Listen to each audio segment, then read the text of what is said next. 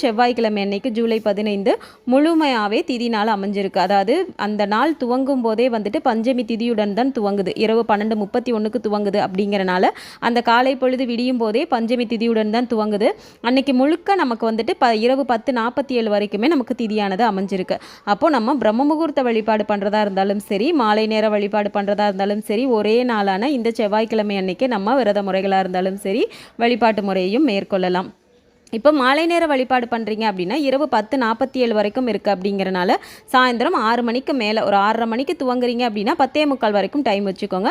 Maximum 10 மணிக்குள்ளார நீங்கள் வழிபாடை முடிக்கலாம். இரவு எவ்வளோ நேரம் நம்ம மாலை நேர வழிபாடு அப்படிங்கிறது நம்ம வராகி அன்னைக்கு பண்ணுறோமோ அது வந்து ரொம்பவும் சிறப்பான பலனை கொடுக்கக்கூடியது. இப்போது நமக்கு திதியானது செவ்வாய்க்கிழமை அமைஞ்சிருக்கு. அப்படிங்கிறனால நீங்கள் முதல் நாளே திங்கட்கிழமையே வந்துட்டு வீடு வாசல் எல்லாமே சுத்தம் பண்ணிவிட்டு, பூஜை அறை சுத்தம் பண்ணிவிட்டு, நம்மளோட வராகி அன்னைக்கு வச்சுருக்கக்கூடிய விளக்காக இருக்கட்டும், பூஜை ஜாமான் எல்லாத்தையுமே அன்னைக்கு நாளே நம்ம சுத்தம் பண்ணிட்டு